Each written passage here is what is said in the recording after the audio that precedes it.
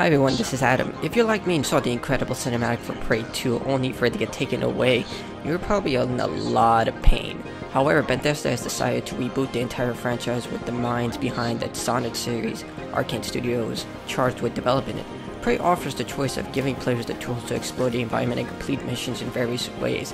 However, despite this, Prey fumbles a few times because it never creates a unique identity for itself. It delivers a solid science fiction adventure for anyone who's a fan of Bioshock and System Shock, but unlike those games, when you're finished with Prey, it won't have any lasting effect.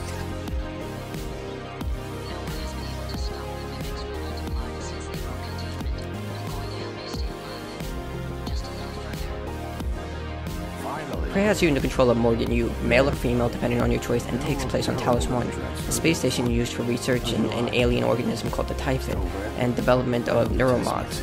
These special drugs allow the user to gain new abilities but not without a cost. The Typhon have broken from containment, and it's up to you to ensure that they never get off the station and invade Earth. The story of Prey offers a myriad of branching paths of how you complete them. Talos 1 is full of vents, breakable walls, and other security exploits for Morgan to take advantage of. As the player progresses, the story shifts from their actions, encouraging players to think creatively on how to tackle each objective.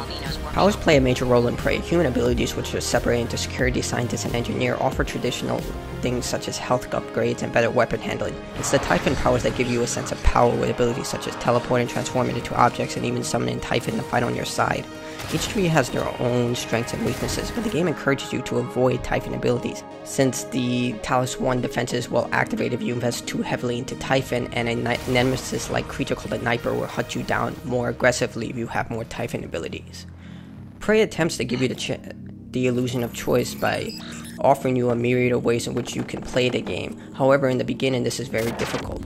Morgan is fragile and resources are limited, making every bullet and health kit a rare find. Resources can be used to synthesize new equipment if you have the plan to make them, but since enemies respawn when you leave an area and resources don't actively encourage a play your own way incentive, you can find yourself investing heavily into stealth, seeing that it's the only option available at the very beginning of the game. Combat is the weakest element of Prey's gameplay. Weapon handling feels often lacks the precision found in other FPS shooters. Melee is limited to your range, and you can expect to swing mindlessly to hit enemies low to the ground. Even when fully upgraded, the handling of weapons is still a trying effort. Sneaking works a bit better. Enemy alerts are displayed over their heads, and leading around corners is always a helpful tool. However, compared to other games like Deus Ex Mankind Divided, which handles both combat and stealth equally well, Prey encourages you to invest into avoiding combat. With the exception of few forced enemy encounters, the resource management made me rethink investing into combat beyond weapon upgrades. Once I overpowered mobility and sneaking, I was able to run circles around hostiles, which made combat basically obsolete. The Typhons serve as the primary antagonists throughout Prey. Each one has their own special abilities, such as Mimics, which can morph into objects for sneak attacks, and Phantoms, which can hurl energy balls at you. Different variants of each Typhon type can be found throughout Prey, each with their own strengths and weaknesses that you can learn about by scanning them. Scanning enemies, especially Typhon, open new abilities, reveal weaknesses, and help you track targets. The Typhon are smart and will actively practice self-preservation. Mimics, which you encounter a lot in Prey, will retreat when they're alone but aggressively attack in groups. Phantoms will attack on sides but retreat when their health is critical, forcing you to hunt them down before they can recover. Players starting out will have trouble killing even the most basic Typhon, especially on harder difficulties, until the halfway point. Enemies have tremendous fortitude for anything other than fully upgraded weapons or abilities, making each battle an act of attrition rather than strategy. You'll always recycle junk to make into raw material for more bullets, but since resources don't regenerate and enemies do, this can lead to frustrating moments of scavenging, avoiding detection, and just trying to not die. Load times is another issue.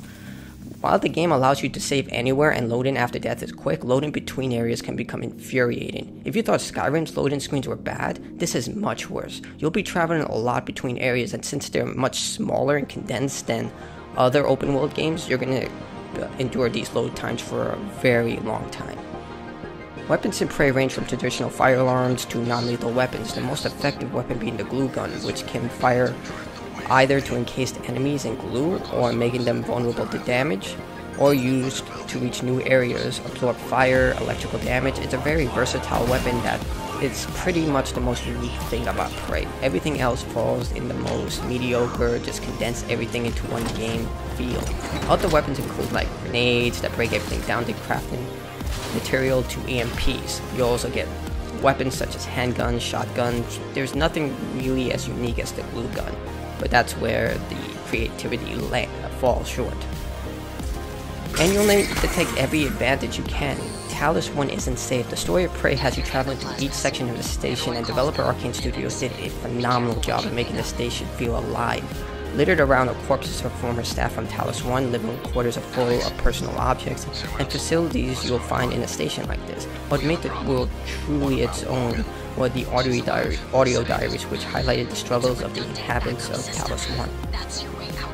Prey offers a multitude of options of how to complete the game, and it is absolutely incredible how many times I was able to go through it. During my 3 playthroughs, I found new ways to complete objectives, hidden paths, vents. It was amazing how versatile the selection of weapons and powers gave me control over my environment. However, it didn't feel unique, and seeing that other games like I mentioned before, Deus Ex, Mankind Divided, or even Dishonored, offered an equal balance between combat and stealth and made me feel like I was my own person who could control my character's development. Prey creates this illusion that I don't have this control. It gives me the options, but then pulls them away from me until the later half of the game, where it's basically worthless. With no New Game Plus, there was just no reason to even continue. After the game was completed, the ending was surprising, but not at the same time satisfying. By the end, I didn't see any unique resolve above the glue gun for Prey. It's a great action-adventure RPG, it just doesn't have many memorable moments, but I hope that Arcane Studios can further enhance the experience for the next game, because I would love to see where the story goes for Prey. Tried to stop you. He's allergic to failure. Too proud to go back to Mom and Dad with his tail between his legs.